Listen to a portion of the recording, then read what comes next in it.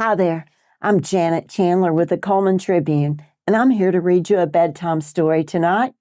Tonight I'm going to be reading from Walt Disney's Winnie the Pooh and Tigger 2. One morning, Winnie the Pooh was on his way to visit his friend Piglet. Although Pooh's head was stuffed with fluff, he was a cheerful fella.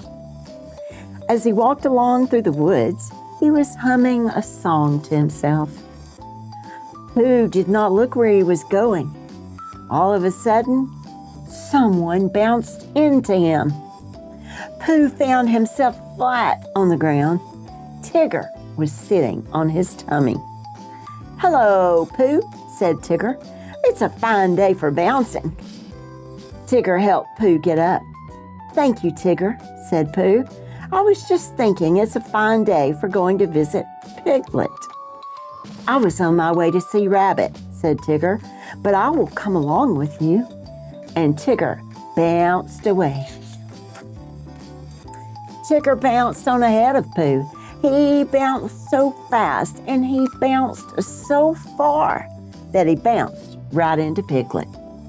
"Tigger!" cried Piglet. "You scared me." "I'm sorry," said Tigger. He helped Piglet get up. "Now I'm off to see Rabbit," said Tigger. "Why don't you and Pooh come with me?" Away he bounced again. Tigger bounced into Rabbit's garden. Rabbit was busy counting his carrots. Suddenly Tigger bounced on top of him.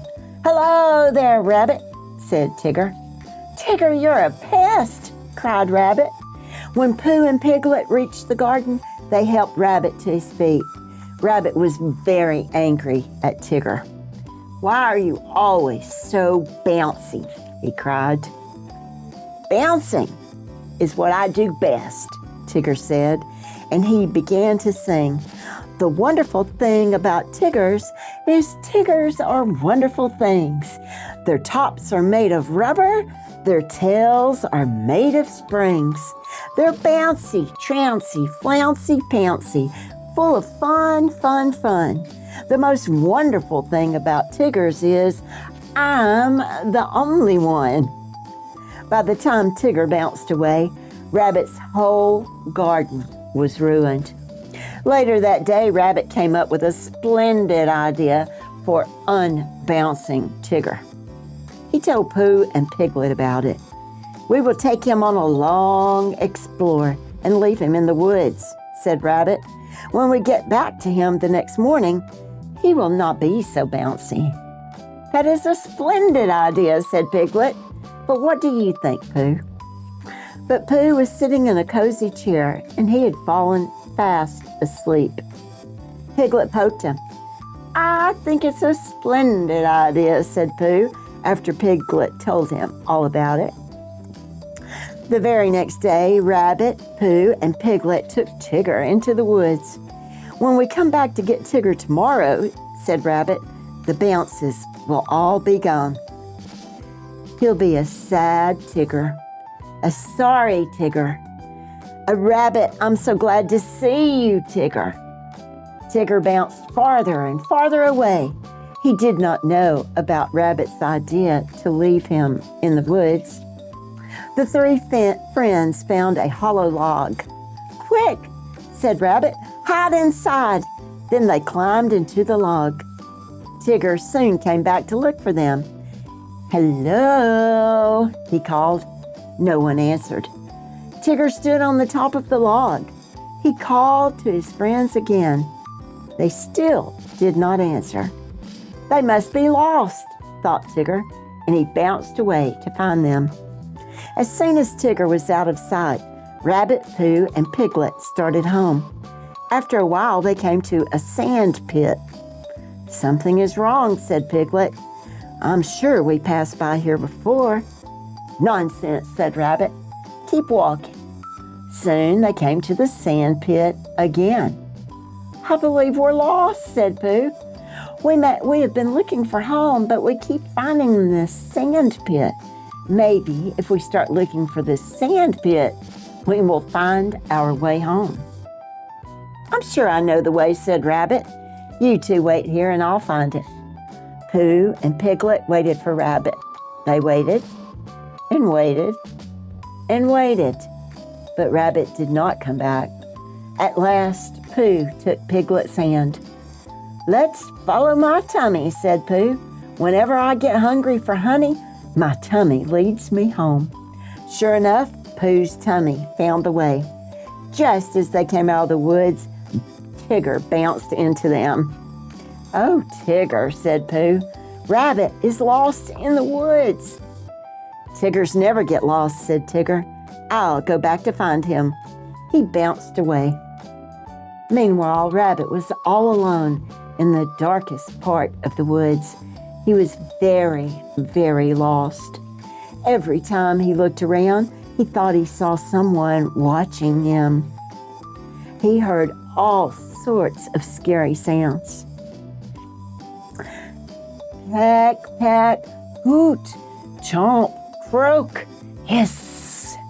Then Rabbit heard someone creeping in the bushes. "Help, Pooh! Help, Piglet!" he shouted. Suddenly he was bounced to the ground. "Tigger!" Rabbit cried. "I'm so glad to see you." Tigger led Rabbit out of the woods. Poor Rabbit. His splendid idea for unbouncing Tigger had not worked out very well. Bright and early the next morning, Tigger went to Kanga's house. Kanga was busily sweeping the yard. "May I take Roo for a walk with me?" asked Tigger. "Of course, dear," said Kanga. As Tigger bounced along, Roo rode on his back. "Can Tiggers climb trees?" asked Roo. "Why, that's what Tiggers do best," said Tigger. "I will show you." Tigger found a tall tree and he bounced from branch to branch. He bounced up. "Oh, Tigger," squealed Roo. He bounced higher. "Oh, Tigger," Roo squealed again. He kept bouncing higher and higher. Soon they were near the top of the tree. When Tigger looked down, he was very scared. "How did this tree get so high?" he cried. "Isn't it fun?" said Roo. "No," answered Tigger. "I forgot to tell you. Tiggers can't climb down." "Hooray!" squealed Roo. "We'll stay here forever." Just at that moment, Pooh and Piglet came by. They happened to look up at the tree. "Piglet," whispered Pooh, "there's a jaguar." "Are jaguars fierce animals?" cried Piglet. "I'm not really sure," said Pooh. "Let's walk a bit closer and see." When Pooh and Piglet reached the tree, they saw Tigger and Roo near the top. "Hello," called Roo. "Tigger is stuck." "Don't worry, Tigger," called Pooh. "We will get Christopher Robin. He'll think of a way to rescue you." Before long, Christopher Robin appeared. He ran to the tree with Rabbit and Kanga. "I hope Tigger has learned his lesson," said Rabbit. "Maybe he'll stop bouncing now." Christopher Robin took off his coat. He told everyone to hold onto a corner so Roo could jump into it. After Roo came tumbling down, Christopher Robin called up to Tigger. "Now it's your turn to jump," he said. "Tiggers don't jump. They bounce," said Tigger. "But if I ever get down from here, I promise never to bounce again." "Did you all hear that?" cried Rabbit. "He promised to stop bouncing." Tigger closed his eyes and let go of the tree. Down, down, down he fell.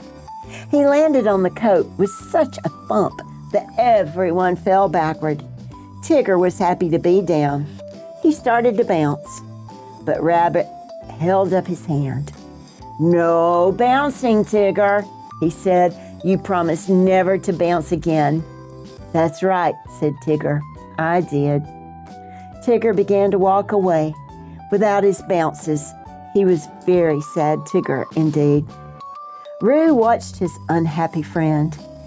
I like the old bouncy Tigger better," he said. "So do I, dear," said Kanga. "So do I," said Pooh and Piglet. Everyone looked at Rabbit. "Well," said Rabbit, "so do I. I guess. All of a sudden, Tigger came bouncing back. Do you really mean it, Rabbit? He cried. May I have my bounces back? Yes, said Rabbit. I really mean it. Hooray, said Tigger. And off he bounced, happy to be his bouncy old self again. The end. I hope you've enjoyed this book, and I hope you have a good night with sweet dreams.